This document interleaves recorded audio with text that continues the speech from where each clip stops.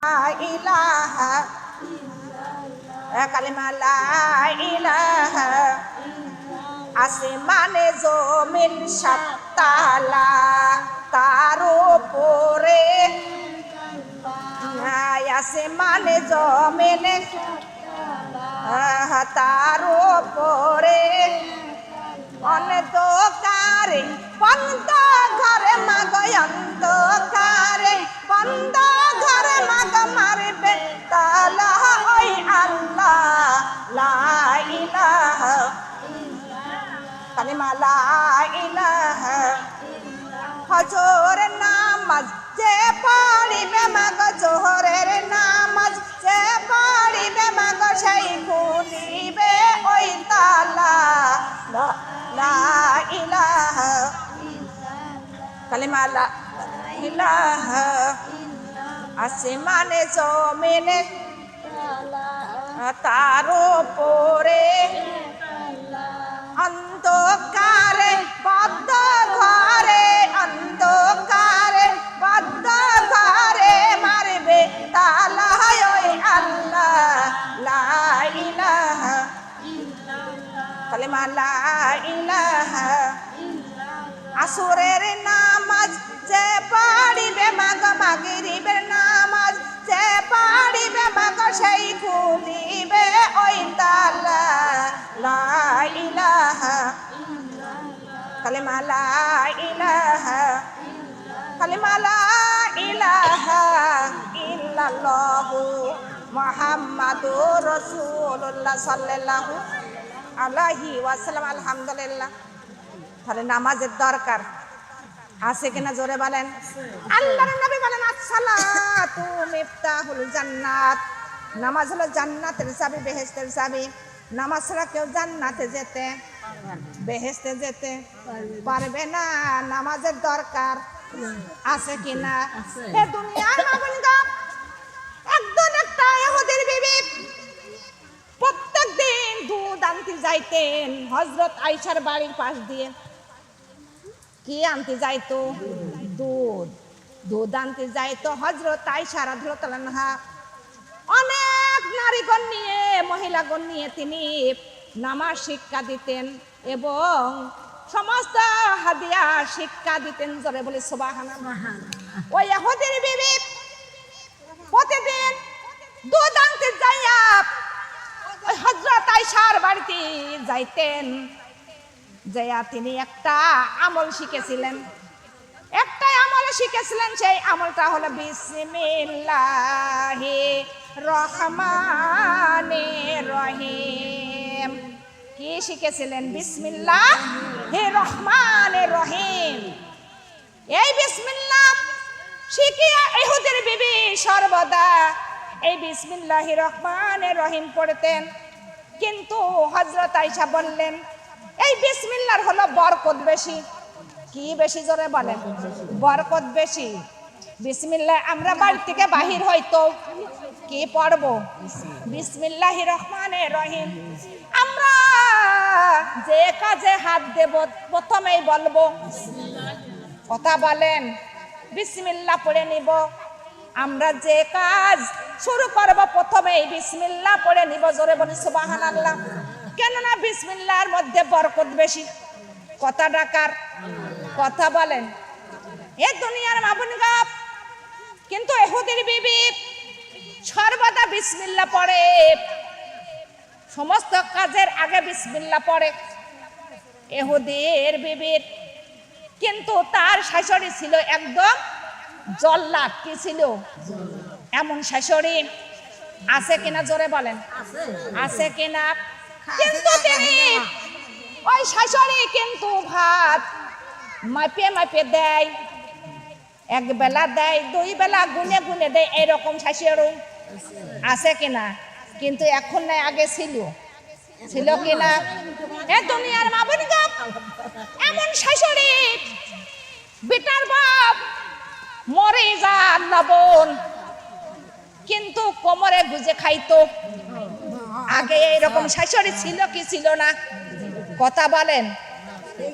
দুনিয়ার মা বোনগণ বাস্তবে একটা কথা মনে পড়ে গেল।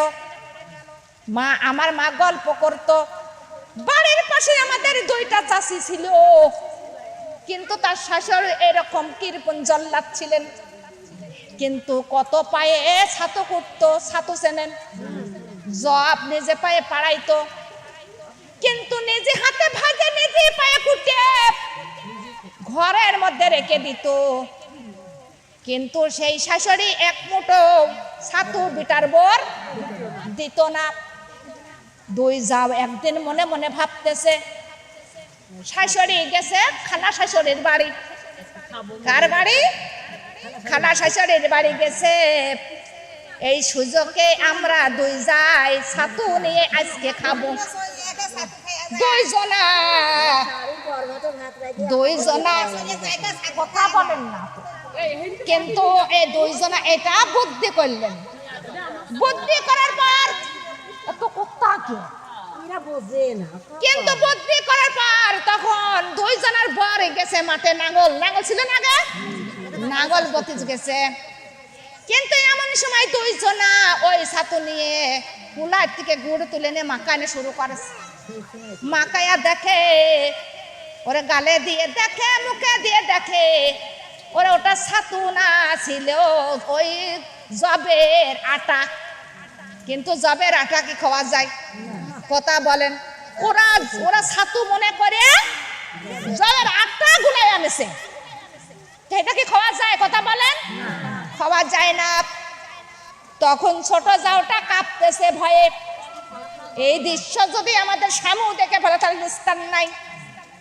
কিন্তু কি বুদ্ধি করা যায়? তখনই বড় যাওটা মনে মনে ভাবতে, তখন বলতেছে তুই চিন্তা করিস না, যা হবে আমার হবে। তখন গুড়ার মধ্যে শাড়ির মধ্যে দিয়ে দেছে।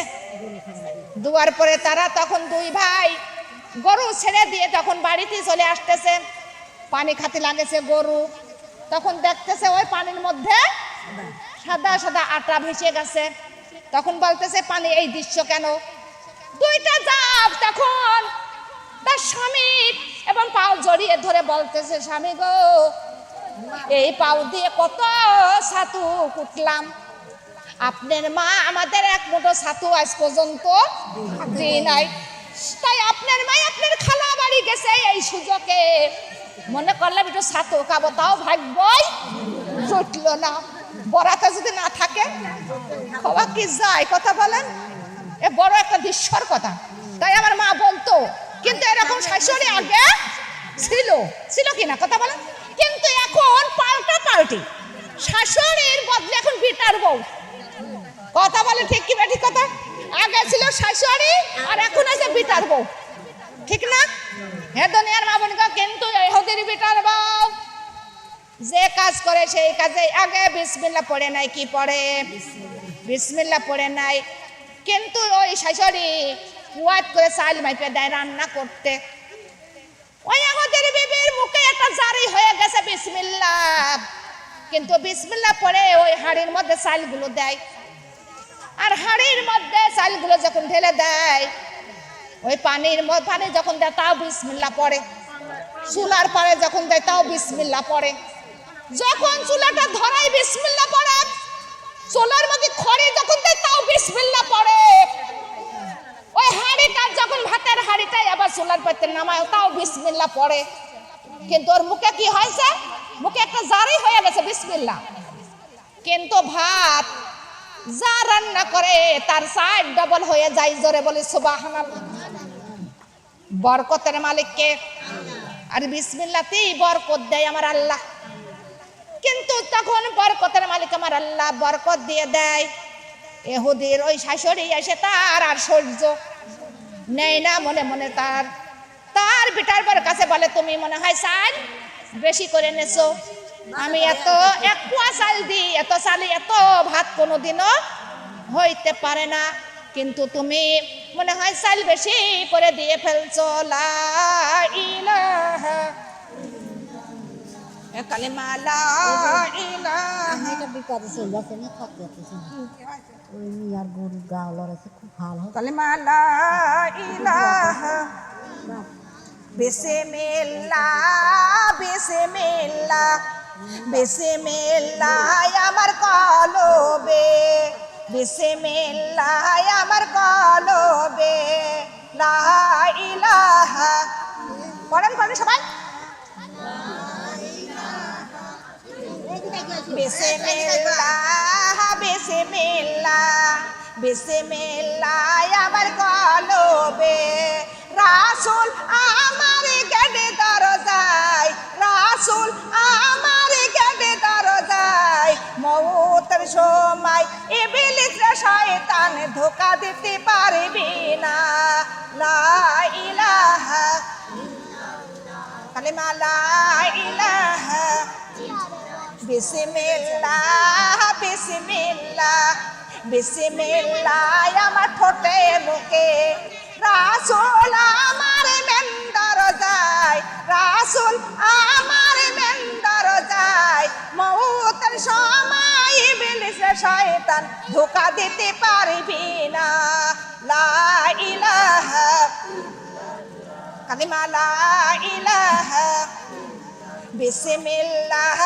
বিসমিল্লাহ বিসমিল্লাহ আমার হাতের মুঠাই, বিসমিল্লাহ আমার হাতের মুঠাই, রাসূল আমার গেটে দরজায়, রাসূল আমার গেটে দরজায়, ওযু করার সময় ইবলিস শয়তান ধোঁকা দিতে পারবি না, লা ইলাহা, কালিমা লা ইলাহা,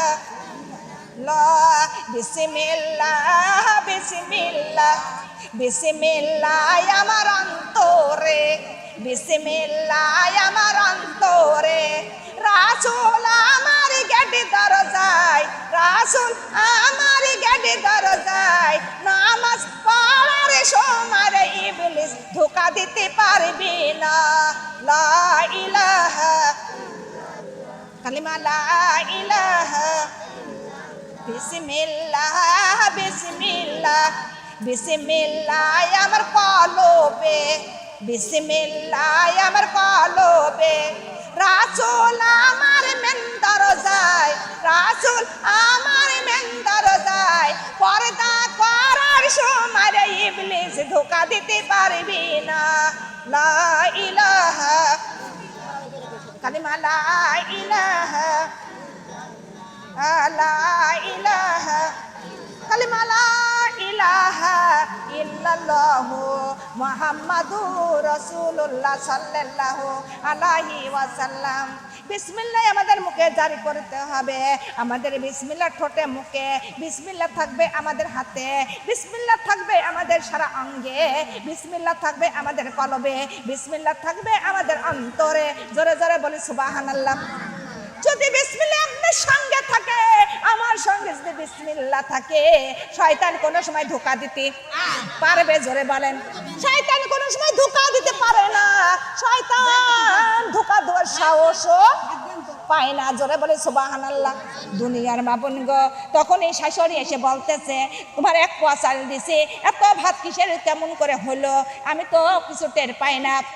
তখন এই বেটা হাদিস শাশুড়ি বলতেছে, সন্তানের কাছে বলে, সন্তান রে, তোর বউ আজকে আমার ফতুর করে ছাড়বে, কেন না এক পোয়া চাল দি, আর সে আরো বেশি করে চাল নিয়ে সে হাড়ি ভরে ভাত রান্না করে, কিন্তু যতই রান্না করুক ওর মাপেই ভাত দেব। এইরকম শাশুড়ি আছে কিনা? যত নাচানাচি করবো আমার হাতের আন্দাজি আছে, কথা বলেন না কে? এইরকম আছে কিনা? কিন্তু তখন সন্তানের কাছে বলে, সন্তান রে, তোর বিবি আমার ধ্বংস করে দিবে, কারণ সমস্ত বেশি বেশি করে চাল নিয়ে হাড়ি ভরে রান্না করে, কিন্তু আমি সেই মাপেই দেব, বেশি করে কোনো দিন ওর থাকলেও বেশি দেয় না, কিন্তু প্রত্যেক দিনে ওইভাবে তিনি রান্না করে, প্রত্যেক দিনে আরো বেশি বেশি আরো বরকত দিতে লাগলেন আমার আল্লাহ। জোরে বলি সুবহানাল্লাহ। এ দুনিয়ার মামুনগা, তখন ওই শাশুড়ি সন্তানের কাছে বলতেছে, সন্তান রে, তোর বিবির আর আমার বাড়ি রাখা যাবে না, কেন না তোর বিবিকে তালাক দেওয়া লাগবে। শাশুড়ির কথা, মার কথা শুনে সন্তান বলে মা গো, কিন্তু তালাক যদি দাও, তালাক যদি দিয়ে দে, তাহলে যদি মামলা ঢুকাইয়া দেয়, তাহলে ওই জেলের ভাত তোমারও আমারও খাওয়া লাগবে। কিন্তু তখনই মা বলতেছে বাবা রে, কিন্তু একটা বুদ্ধি আছে। বলে কি? বলে বাবা রে, কিছু টাকা দিতেছি তোর, এই টাকাটা নিয়ে একটা সাপুড়ের বাড়িতে চলে যাবি। সাপুড়ের বাড়িতে যে একটা সাপ কিনে আনবি, একটা সুন্দর একটা সাজানো একটা হাড়ির মধ্যে করে নিয়ে প্যাকেট করে নিয়ে চলে আসবি। প্যাকেটের মধ্যে করে নিয়ে এসে বলবি এই প্যাকেটের মধ্যে তোমার জন্য গহনা এনেছি। এমন ধোঁকা দিবি, যখন গহনা বলে হাত দিতে যাবে, হাতে সবল মারবে, কিন্তু তিনি মারা যাবে, আমার দোষ হবে না, তোরও। জেলেও আমাদের যাওয়া ভালো বুদ্ধি না খারাপ? কথা বলেন। বুদ্ধিটা ভালো। ছেলে রাজি হয়ে গেল। এমন ছেলে আছে এখনো মার বাবের কথা শোনে কিনা জোরে বলেন? কিন্তু মার কথা শোনা, বাবের কথা শোনা সন্তানের ফরজ। ফরজ কিনা জোরে বলেন? ফরজ। কিন্তু ভালো কথা শুনতে হবে, কুমন্ত্রণার কথা শোনা যাবে কি? জোরে বলেন। কুমন্ত্রণার কথা, মার কথা শুনে বিবির মারধর করা যাবে কি? মা বাবার কথা শুনে বিবিকে তালাক দেওয়া যাবে কি? বিবির সঙ্গে খারাপ ব্যবহার করা যাবে কি? যাবে না। মার আদর মার কাছে, সন্তানের আদর সন্তানের কাছে, বিবির আদর বিবির কাছে। কথা বলেন ঠিক কি বেঠিক? দুনিয়ার মা বোনগা, সন্তান শুনিয়ে কিছু টাকা নিয়ে চলে গেল ওই সাপুরের বাড়িতে। বাড়িতে যাই একটা সাপ কিনে নিয়ে আসলেন, একটা প্যাকেট করে দিয়ে দিল। প্যাকেটের মধ্যে করে সাপটা নিয়ে চলে আসলেন। আসিয়া ঘরে শোকেসের মধ্যে রেখে দিলেন। রেখে দেওয়ার পর রাতে খাওয়া দাওয়ার শেষে তখন যখন বিছনায় চলে যাচ্ছে বিবি, তখন ইহুদি বলেন বিবি, কিন্তু তোমার জন্য আমি সুন্দর গহনা এনেছি, ওই গহনাটা পরে বিবি আমার নিকটে তুমি এসো। তখন বিবি অত্যন্ত খুশি হয় কিনা জোরে বলেন? বিবি অত্যন্ত খুশি হয়ে গেছে। খুশি যখন হয়ে গেছে তখন স্বামীর কাছে বলে, স্বামী কোথায় গহনা? বলে ওই দেখো প্যাকেট করে নিয়ে এসেছি, প্যাকেটের মধ্যে থেকে তুমি গহনাটা পরে নাও। তখন এই বিবি সঙ্গে সঙ্গে ওই প্যাকেটের কাছে চলে গেল। প্যাকেটটা যখন হাত দিল, প্যাকেটে যখন হাত দিল, সঙ্গে সঙ্গে পড়ে নিল বিসমিল্লাহির রহমানির রহিম। হে দুনিয়ার মা বোনগা, যখন প্যাকেটটা খুললেন তখন বিসমিল্লাহ পড়ে নিল। বিসমিল্লাহ পড়ে যখন প্যাকেটটা খুললেন, খুলে দেখে প্যাকেটের মধ্যে স্বর্ণের গহনার পরিণত হয়ে গেছে। জোরে বলে সুবহানাল্লাহ। কুদরত টাকার কথা বলেন। আল্লাহর ক্ষমতা আছে কিনা? আছে কিনা? সেই আল্লাহ আল্লাহ আছে কিনা? কথা বলেন। দুনিয়ার মা বোনগা, গহনার পরিণত স্বামীটা চোখ বুজে শুয়ে আছে, ঘুমের ভান করে, ঘুমের ভান করে শুয়ে আছে।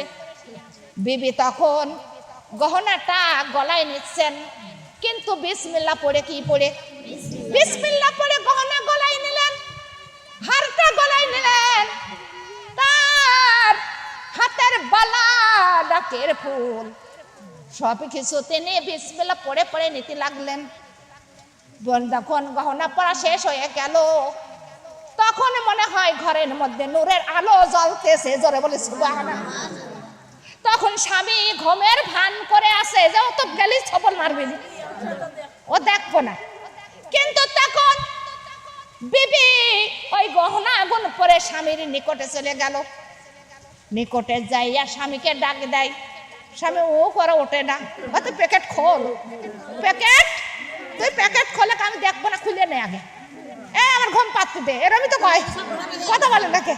ও তো জানতেছে না, ও মনে করতে প্যাকেট খুলেই নাই, কিন্তু ও তো প্যাকেট খুলে গহনা পাতের গলায় নেওয়া, হাতে নেওয়ার হয়ে গেছে, কিন্তু ও মনে করতেছে এখন প্যাকেট খুলেনি, বলতে যাই খোলে তুই, আমার ডাকিস নি, খুলে তুই দে।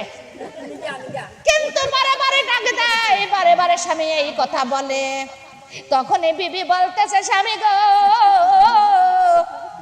গহনাটাই আমি হাতে কানে গলায় পরেছি, তুমি একটু দেখো, তুমি তো বলেছিলে পড়তে পড়েছি। তখন স্বামী এক নজর তাকায়া দেখে তার গলায় হাতে সারা সর্ব শরীরে নূরের আলোকিত হয়ে গেছে। জোরে বলে সুবহানাল্লাহ। এ দুনিয়ার মা বোন গো, এহুদি তখন অবাক হয়ে গেল, সমস্ত কথা গোপন রাখলেন। গোপনে রাখিয়া তখন মাকে ডাক দিলেন, মাকে ডাক দিলেন। মা সঙ্গে সঙ্গে ঘরের মধ্যে প্রবেশ করলেন। প্রবেশ করে বলতেছে, বাবা কি হয়েছে? বলতেছে, মা গো, এই প্যাকেটের মধ্যে আমি গহনা এনেছিলাম, তোমার আর বৌমা পড়েছে, একটু দেখো। তখন এহুদির মা অবাক, এবার কি? কিন্তু এমন অবাক হয়ে গেল, সমস্ত কথাগুলো গোপনে রেখে তখনই এহুদি বলতেছে, বিবি রে, আজকে তুমি আমার কাছে একটা সত্য কথা বলো। তখন শাশুড়ি বলতেছেন, বিবি, শাশুড়ি বলেন, বৌমা তুমি একটা সত্য কথা বলো, তুমি সর্বদা বিজ করে কি পড়ো, কিন্তু আমি তোমার মুখটা নড়াইতে, তোমার ঠোঁটটা নড়াইতে শুনি, কিন্তু শুনতে পারি না, তুমি কি বলো? তখনই বলতেছেন, মা গো স্বামী, আমি যা পড়ি, আমি যদি একবার যদি উচ্চ সুরে যদি উচ্চারণ করি, আপনারা আমার বাড়ি থেকে এখনই বাহির করে দিবেন, গিয়েতে আবার কেউ রাখবেন না, কেন নাই আপনারা হলো হিন্দু মুশরিক, আর এ হলো মুসলিমের ধর্ম। কিসের ধর্ম? জোরে বলেন। এ হলো মুসলিমের ধর্ম। কেন না স্বামী গো, আমি প্রত্যেক দিন এই যখন দুধ আনতে যাই, হযরত আয়েশার বাড়ির পাশ দিয়ে যাই, কিন্তু হযরত আয়েশার বাড়ি অনেক অনেক মহিলারা বসে বসে নামাজ কালাম অনেক অনেক কিছু শিক্ষা নেয়, কিন্তু আমি একটা জিনিস শিখেছি, কিন্তু সেই জিনিসটার নামই হলেন বিসমিল্লাহির রহমানির রহিম। এই জিনিসটাই আমি শিখেছি, কিন্তু আমি সর্বদা এই বিসমিল্লাহ আমার মুখে, সর্বদা যখন আমি যে কাজে হাত দিই প্রথমে কি বলি? বিসমিল্লাহ বলি। আমি যখনই ভাত, যখনই হাঁড়ির মধ্যে চাউল দিই, তখনই বিসমিল্লাহ পড়ে নিই। যখন আমি পানি দিই তখনই বিসমিল্লাহ, চুলার পার যখন দিই তখনও বিসমিল্লাহ, আমি যখন আগুনটা ধরাই তখনও বিসমিল্লাহ, যখন খড়িটা চুলের মধ্যে দিই তখনও বিসমিল্লাহ। আমি সর্বদা আমি বিসমিল্লাহির রহমানির রহিম পড়ি।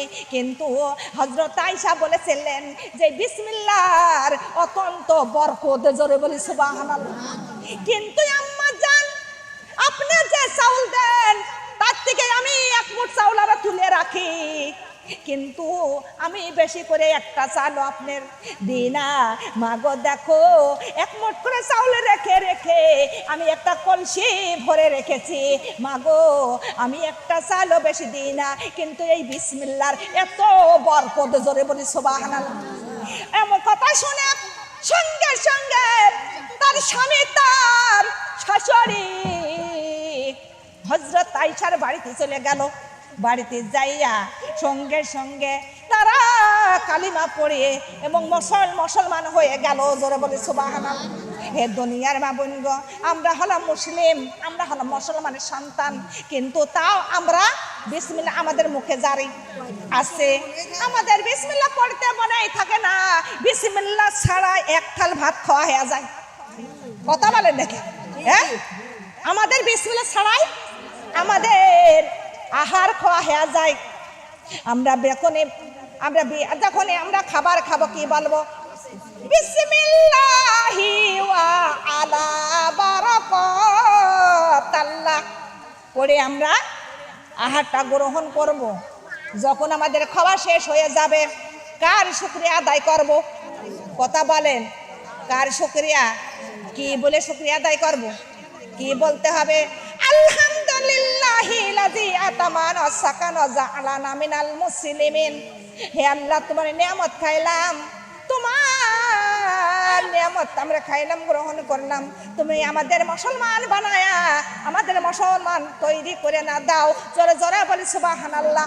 হে দুনিয়ার মা বোনগণ, আমাদের সর্বদা আমরা বিসমিল্লাহ পড়া আমরা চেষ্টা করব কিনা জোরে বলেন। যখন বাড়ি থেকে বাহির হব কি বলবো জোরে বলেন। কিছু না পারলেও বিসমিল্লাহ পড়তে হবে কিনা, আমাদের বিসমিল্লাহ পড়তে হবে। যখন আমরা ঘরে যখন ঢুকবো কিছু না পারলেও বিসমিল্লাহটা পড়ে নিবেন। যখন বাড়ি থেকে বাহির হব কিছু না পারলেও বিসমিল্লাহটা পড়ে নিতে হবে। আমাদের সর্ব কাজ যখন করতে যাব প্রথমে কাজের শুরুতে বিসমিল্লাহ পড়ে নিব। আর বিসমিল্লাহ অত্যন্ত বরকত, জোরে বলি সুবহানাল্লাহ। লা ইলাহা কালিমা লা ইলাহা সুবহানাল্লাহ লা ইলাহা সুবহানাল্লাহ লা ইলাহা কালিমা লা ইলাহা ইল্লাল্লাহু মুহাম্মাদুর রাসূলুল্লাহ সাল্লাল্লাহু আলাইহি ওয়াসাল্লাম। আমাদের দুইটা জিনিস আমাদের সঙ্গে থাকবে। কয়টা জিনিস? দুইটা জিনিস সর্বদা সঙ্গে থাকবে। প্রথমে হলো আমাদের আউযু বিল্লাহি মিনাশ শাইতানির রাজিম বিসমিল্লাহির রহমানির রহিম। আর দ্বিতীয় আমাদের সঙ্গে থাকবে গো নবীর কালিমা, জোরে বলি সুবহানাল্লাহ। এই কালিমাটাই আমাদের সর্বদা মুখে জারি থাকবে কিনা জোরে বলেন। থাকবে। পিশাব পায়খানা বাদে আমাদের সর্বদাই আমাদের মুখে আমাদের কলবে জারি রাখতে হবে লা ইলাহা ইল্লাল্লাহ কালিমা লা ইলাহা কালিমা লা ইলাহা নাইকা হয় নাই আমার আল্লাহ ছাড়া লা ইলাহা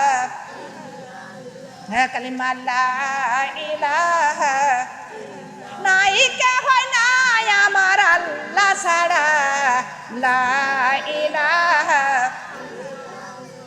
কালিমা লা ইলাহা কালিমা লা ইলাহা ইল্লাল্লাহু মুহাম্মাদুর রাসূলুল্লাহ সাল্লাল্লাহু আলাইহি ওয়াসাল্লাম। এই কালিমাতেও আমাদের বিপদ রক্ষা করবে, জোরে বলে সুবহানাল্লাহ। এ দুনিয়ার মা বোনগা, কিন্তু একটা হিন্দুর মেয়ে একটা মুসলমানের সন্তানের বন্ধু বান্ধবী হয় কিনা? এরকম বন্ধু বান্ধব হয়। দুনিয়ার মা বোনগা, মুসলমানের সন্তান আর হিন্দুর সন্তান দুইজন বান্ধবী, দুইজনের একসঙ্গে স্কুলে যায়, আবার স্কুল থেকে বাড়ি আসে। কিন্তু এমন সময় পথের ধারে একটা মসজিদ আছে কিনা?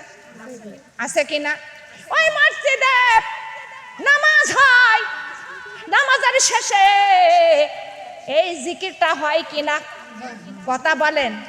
জিকির হয়, কিন্তু মুসলমানের সন্তান বেশি গুরুত্ব নেয় না। মুসলমানরা খুবই গুরুত্ব কম নেয়। কথা বলেন, এখনকার সন্তান গুরুত্ব নেয় না, কিন্তু হিন্দুর মেয়ে বেশি গুরুত্ব নিয়েছে। তিনি 1-8 ঘন্টা ওখানে দাঁড়িয়ে থাকে, দাঁড়িয়ে শুধু এই কালিমাটা পড়া শোনে, আল্লাহর জিকির করা শোনে, লা ইলাহা ইল্লাল্লাহু মুহাম্মাদুর রাসূলুল্লাহ সাল্লাল্লাহু আলাইহি ওয়াসাল্লাম। ওর ভারী পছন্দ হয়ে গেল। পছন্দ হয়ে মুখে সর্বদা জারি হয়ে গেল। কেননা আল্লাহর নবী মুসা আলাইহি ওয়াসাল্লাম আল্লাহর কাছে বললেন, হে রব্বুল আলামিন, আপনার কাছে যদি কোনো আমল থাকে, একটা আমার গুরুত্বপূর্ণ একটা আমল দেন, আমি আমল করব সর্বদা, যাতে আমি ওই আমলটা করে জান্নাতে যেতে পারি, জান্নাতের মেহমান হতে পারি, জান্নাতের নিয়ামত বেশি বেশি ভোগ করতে পারি, সেমন একটা আমল আমার শিখাইয়া দেন। আল্লাহ তাআলা বললেন, মুসা, একটাই আমলে তোমাদের শিখাইয়া দিব, লা ইলাহা ইল্লাল্লাহ, লা ইলাহা ইল্লাল্লাহ, লা ইলাহা, লা ইলাহা ইল্লাল্লাহ। আর এই লা ইলাহা ইল্লাল্লাহ এটাই হলো বড় আমল, জোরে বলি সুবহানাল্লাহ। মুসা বলতেছে এই আমল তো আমি জানি, এর থেকে ভালো একটা আমল দেন। আল্লাহ বলতেছেন এর থেকে ভালো আমল আর আমার কাছে নাই, এটাই হলো সর্বশ্রেষ্ঠ আমল, এটা এই আমলটা তুমি সর্বদা করবা। এ দুনিয়ার মা বোন গাপ, কিন্তু আলাপ আলোচনা ওই হিন্দুর মেয়েটা শুনে কালিমা মুখে জারি করে নিলেন, সর্বদা এই জিকিরটা দেহের মধ্যে করে এবং কালিমাটা সর্বদা মুখে জারি, যে কাজ করে সেই কাজে কালিমা পড়ে, জোরে বলি সুবহানাল্লাহ।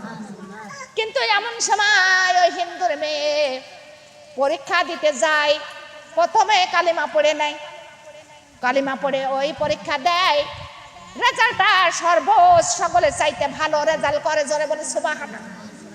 কিন্তু এরকম ভাবে সমস্ত কাজের আগে উনি কালিমাটা পড়ে। এমন সময় তিনি ভাত রান্না করতেছেন, একদিন ভাত রান্না করতেছে, কালিমা পড়ে ওই ভাতের চাল হাড়ির মধ্যে দিচ্ছেন, কিন্তু সেই ভাতটায় আল্লাহ তাআলা এমন বরকতময় করে দিলেন, জোরে বলি সুবহানাল্লাহ।